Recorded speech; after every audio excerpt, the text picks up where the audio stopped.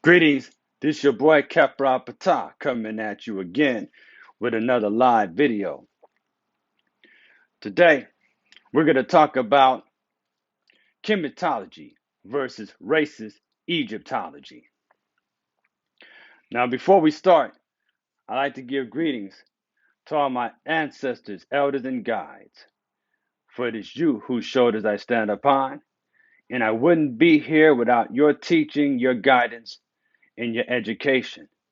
I'm also speaking about my spiritual guides who have led me into the awareness in which I'm in now. Greetings to all my sisters and brothers. Uncle Jasaneb Hatepu. First of all, when we observe the ancient civilizations of the Nile Valley, we discover that they had a very advanced way of life in comparison to what we've been told. It's important to keep in mind that the Nile Valley consists of more than just Egypt. It also includes Ethiopia, Kush, all the way down to Uganda. And we can see this in their writing system and their architecture, which is reflected in their cosmology. So these were people of legend who recognized not only their own inner divinity, but also the divinity of their descendants who were yet to come. So evidently, they recognize that throughout the ages, humanity goes through a shift in consciousness. There also is evidence that the ancients may have believed that humanity was not finished evolving mentally and spiritually. So Western academia has put much research into these civilizations. What's interesting enough is how much they seem to downplay these same civilizations they claim to study. Example, much of this is due to racism as well as the vanity and arrogance which is perpetuated in our so-called modern Western world. You look at some of these books on Egyptology, they will call the ancient African civilization half savage. You'll find this in some of E.A. Wallace's Budge's earliest literature. We refer to Egyptians or Cometians as being half savage. This is just some of it, okay? Because even E.A. Wallace Budge gives us more props than some of the other racist Egyptologists that I've looked into. But anyway, the failure to look at indigenous people and see the humanity, yet at the same time acknowledge the ability of their ancestors to achieve an advanced civilization, gives us a clue of the psychological imbalance of today's Western culture. And to say that much of what we know today has been learned or borrowed from these very same civilizations who have had an intuitive understanding of the workings of the brain. We can see it in their writings as well as their architecture. They had an understanding that the inner and the outer realm of existence must be in harmony and made to function as one. You'll find this in the book entitled The Medu Netter by Ra'u Nefra Amen, Volume 1. That brother has 7 volumes of great, good material where he makes an attempt to teach sisters and brothers how to tap in to the wisdom of these ancient cultures by showing how they all intertwined and how they unified to work and awaken the left and right brain hemispheres. So anyway, the Cometians were builders of these civilizations all along the Nile. Actually, not just Kemet, but also the whole Nile. It was rich in civilization. Okay.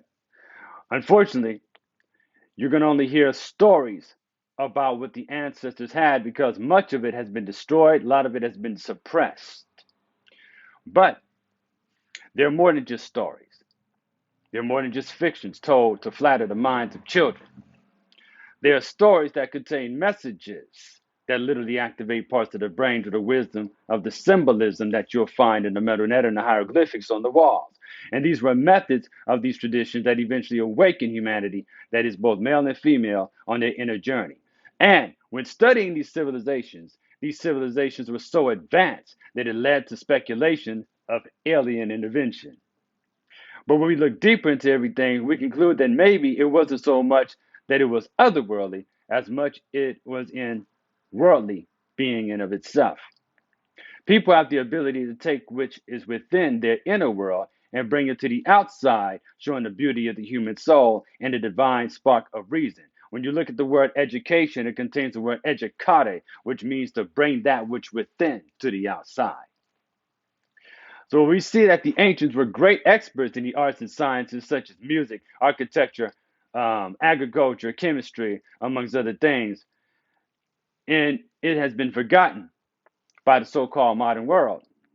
We say that even though these civilizations like ancient Kemet have been downplayed in modern academia, it's interesting that as a civilization that has been studied with so much depth, the study itself has become a scholastic discipline that includes archaeology, carbon dating, and linguistics, stemming from the research of an ancient civilization. Unfortunately, it's been tainted with racist views. So this discipline is called Egyptology. Racism within the minds of many of its catalysts is undermined by the fact that many of its proponents have the very same arrogance of white supremacy. Therefore, they cannot truly teach the world how to benefit from the knowledge within the Nile Valley. And this arrogance is so great that they have taken the civilization of ancient Egypt right off the continent of Africa and placed it on some fictitious land that only exists in the minds of modern races. And they call this the Middle East.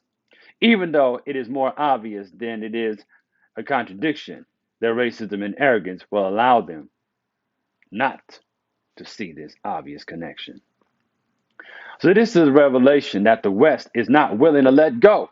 The custodians of Western academia will not let go of racism and Egyptology because if they did, they would have to not only look at themselves, but they would have to almost completely rewrite what is the history books and deal with the backlash that would come with it. This would put the concept of the great white master race into question. Nowadays, more and more people are beginning to question these things, and more people are beginning to look at the underlying spirit of what is being told in books.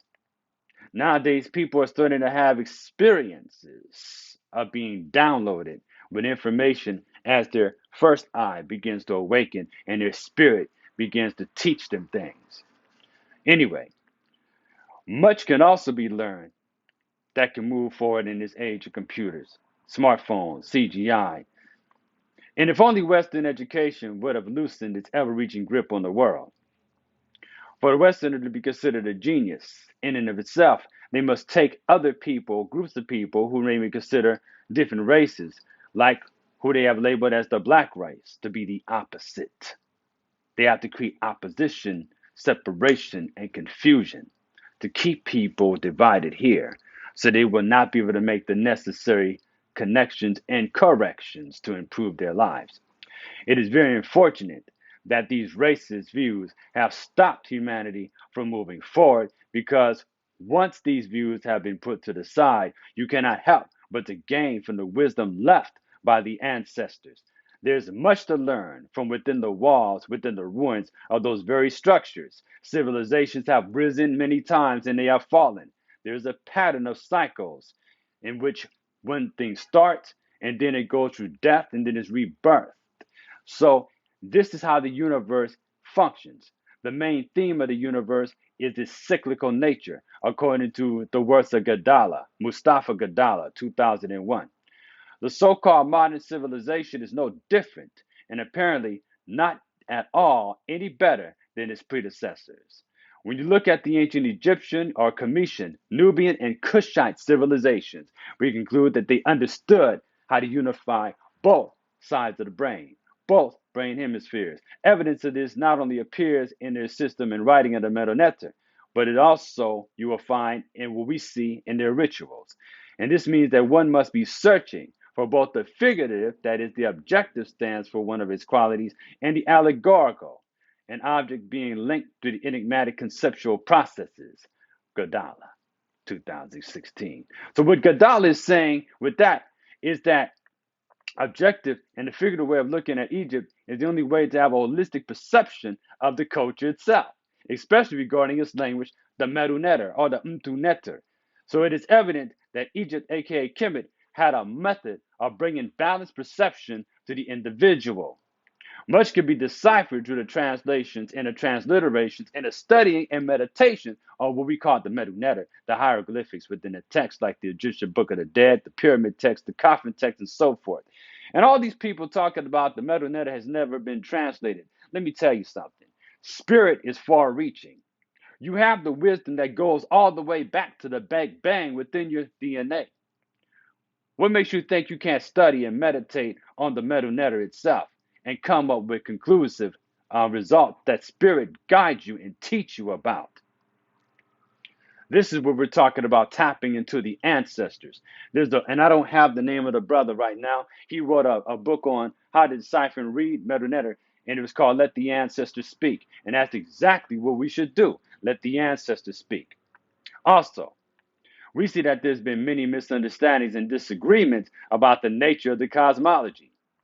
Our modern world tells us that the ancient Cometians worshipped many gods, as if they had no real conception of the unifying principle of existence. And we can see that they have built a pyramid with an architectural brilliance that is close to perfection, in which a lot of modern architects and technicians can't even mimic to this day. They have no idea how to build and construct a pyramid like that. How could such people have not understood the unifying principle of all things and worshiped a whole bunch of false gods and have been ignorant like we try to say they were? But that's the problem with the Western and European mindset. Oneness must trump allness. They looked at oneness. They weren't looking at allness. A lot of their religions teach you about oneness. It doesn't teach you about the allness. And I have to ask, what makes your idea of oneness trump my idea or understanding of allness, in which we are all a part of? Would that not make sense? So their idea of oneness was not a unification. It was not a unifying principle, but a device of one believing that there has to be only one particular thing governing all things and not unified with any of them. One way of thinking that is the answer to every question. And this has led to a civilization in which a band-aid can cover up the scars as if it takes care of all the underlying illnesses. That's the same way they do their medicine. It's the same way they do history, sisters and brothers. The band-aid does not heal any of the scars which appear to cripple the very eyes that look upon them. For example, because of our non holistic approach that we've learned in Western education, we look into medicine or in search of a cure for what they call AIDS. We have undermined the fact that what is called the AIDS virus, acquired immunodeficiency syndrome, is a breakdown of the immune system. But due to the breakdown of the immune system, the body is attacking the body, or there's aspects of the body being attacked. It must be noted that it is more than one thing attacking the body. There are many things coming from different angles to deal with, you see. The problem does not arise from just one thing, but from things working in unison. The problem can only be alleviated from a holistic approach. The Western point of view is that the Egyptians worshipped many gods and goddesses. However, the Egyptians had a complex understanding of the divine, which they call Neter. Notice how I'm using Kemet and Egypt interchangeably. I want people to understand I'm talking about the same place, even though Egypt it was called much later. Kemet, the Black Land, where we get chemistry and alchemy and so forth. So we want to talk about Neter. The Cometians had a complex understanding of the divine, which they called the Neter and the Neteru. The different expressions of Neter were the Neteru. Therefore, anyone who has become a serious student of ancient Cometian civilization will begin to understand the idea of the many gods and goddesses as a misnomer. The so-called gods and goddesses, the Neteru, were cosmic forces and principles that worked in nature as well as aspects of the psychological makeup of humanity. And sometimes they were identified with ancestors. Imhotep, for example, is said to have been an honorary Neter. Okay? Because it is believed that you can receive a place of honor amongst the ancestors and be considered a force of nature by the works in which you achieve on earth. Hence, those 42 negative confessions that they call them in the book of Coming Forth by Day. It's talking about the person's character and the laws that they deny breaking and probably have to make sacrifices with each of the 42 judges before they can go to the judgment hall and go before Wasir, aka Osiris. They have their heart weighed with the feather of truth. And if one outweighed the other, their heart was given to Amit, the so-called eater of the dead or the soul eater, where they were denied their immortality. So Inhabitants of the Nile and other civilizations had a structure of the upper and lower echelons. Their systems of initiation were such up or set up in ways in which these societies could thrive, and how the human being reflected the environment and the environment reflected the human being.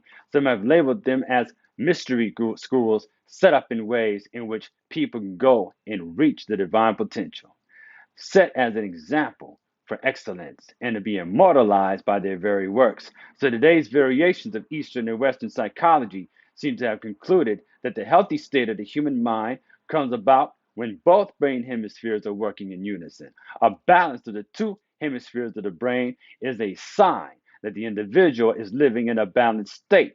The ancient Cometians, aka Egyptians, referred to as living Ma'at, balance and harmony. Ma'at is not only the daughter of Ra, who has been considered the sun god, but she is also the wife of the Neter of knowledge and learning, whose name is Tahuti, who we had talked about earlier, also known as Thoth and Hermes Trismegistus and so forth. Some seem to want to try to integrate modern science with that of the ancients. Um, some more stuff that I saw in Godala's works. It talked about the cosmology of ancient Kemet, right? And I think it's really good to study the cosmology, which is the study of the order of things. The Big Bang Theory, which sees the creation of the universe as a physical event, was presented thousands of years ago in this ancient Cometian text, whereby the Absolute created the universe out of none, the cosmic ocean. This is a far cry from the assertions of Budge. And there are still many questions regarding the nature of the structures of the various monuments on this planet. It's almost as if there's a widespread conspiracy to cover up the meaning and reason the existence of these structures as well as their history. So today's academia would have us believe that these ancient civilizations just sprang up independently and with little to no interaction with each other at all. That the ancients somehow built these monuments that reflect much of the same thing in the various civilizations around the world at that time without any type of influence or cross pollination of ideas, because they want you to think that the ancestors were dumb, did not have the knowledge of how to build boats, or did not know how to chart the stars. They want to make it seem like all this is just modern stuff.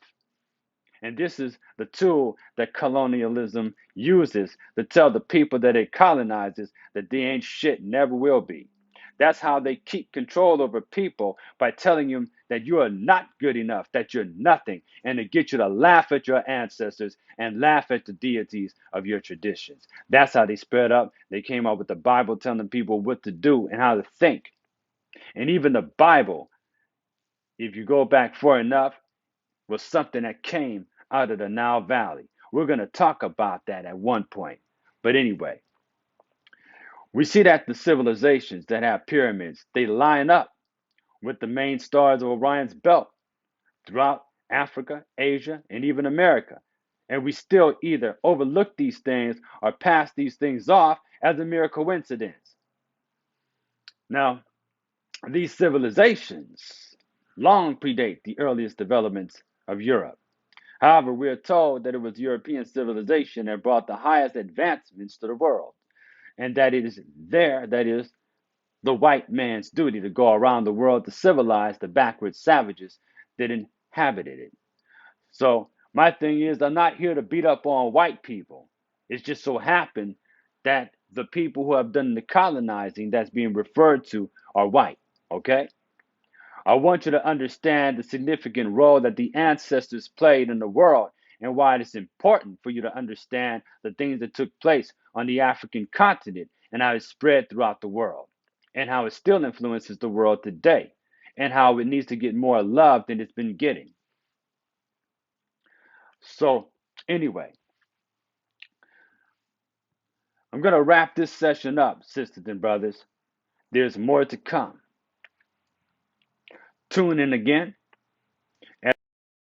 Until then, I'd like to say peace and blessings, sisters and brothers. Uncle Jasaneb Hotep.